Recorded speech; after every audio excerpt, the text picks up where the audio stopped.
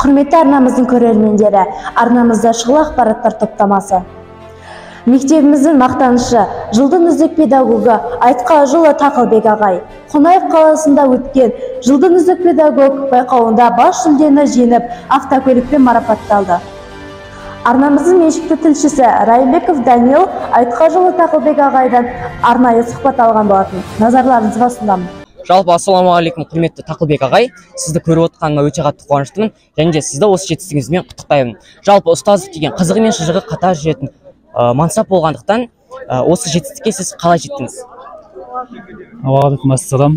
Енді шынымен де өзің айтқандай ұстаздық, қызығы мен шыжығы қатар жүретін өте бір қасиетті мамандық, киелі мамандық деп білемін. Енді осы жетістікке мен 14 жыл еңбек өтіліммен өз тәжірибемді ортаға сала отырып, осы кәсіби байқаудың, дәстүрлі байқаудың жеңімпазы атандым. Бұл жерде енді жалпы әр ауданнан барған кілең мықты ұстаздар қатысты деп ойлаймын. Солардың арасынан жарып шығып, осындай автокөлікке болып тұрмын. Қатты қуаныштамын. Яғни өз тәжірибемді, өз жаңаша технологияларды қолдана отырып сабақ берудің арқасында осындай жетістікке жетіп отырмын.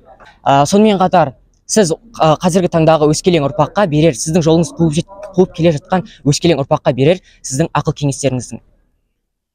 Енді өскелең ұрпақ, яғни ұлт болашағын тәрбиелеп отырған біздер тек қана ұрпаққа білім беріп қана қоймай, сонымен қатар алған білімдерін өмірмен ұштастыра алатын, дарынды, қабілетті тұлғаны қалыптастыруымыз керек. Осы бағытта біз аянбай еңбек етіп, тер төгуіміз керек, және де келешек ұрпақтарымызға ұстаздық киелі мамандық екендігін, ұстазға деген қоғамның кереғар пікірін өзгертуге, осындай қоғамның, мемлекеттің атсалысып, ұстаз мәртебесін көтеруге жұмыс жасап жатқандығының айғағы деп білемін. Ұстаз болыңыздар, ұлт мәртебесін көтеріңіздер деген ақыл бергім келеді. Мектеп директоры Гүлфайру Советовна өзінің ізгі тілегімен бөлісті. Жалпы сіз осы Тақылбек ағайдың жетістігіне қандай баға бересіз? Өте жоғары баға беремін. Потому что бұл жетістік облыс бойынша жылдың үздік мұғалімі, сондықтан облыс бойынша да жетістік. Облыстың өзінен дара шығып тұр. Және ауданның намысын қорғап тұр. Біздің мектебіміздің намысын қорғап тұр. Сондықтан мен өте жоғары баға беремін.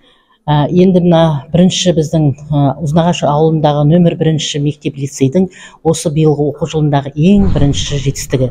Сондықтан осындай жетістіктеріміз еселене берсін, жеңістеріміз барлық ұжымдастарға осындай жеңістерге жетуге тілектеспін. Бұдан да жоғары марапатқа ие болуларына тілектеспін. Тағы бір тамаша жаңалық.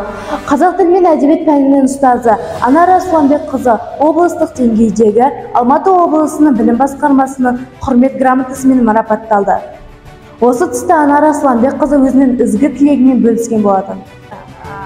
Осы 18 жыл еңбек өтілімізде бірнеше аудандық, облыстық деңгейлерде сабақтар беріп, ашық сабақтар өткізіп, және де мына үздік тренинг байқауларына қатысып, сол жерде көзге көріне алдық. Аллаға шүкір, ең бірінші Алланың берген денсаулығы, екіншіден күш қайраты.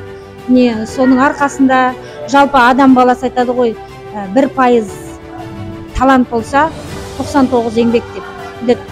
Кереметтей талант бермесе де талап бар, сол талапқа қарай ұмтылу бар. 99% еңбектену керек.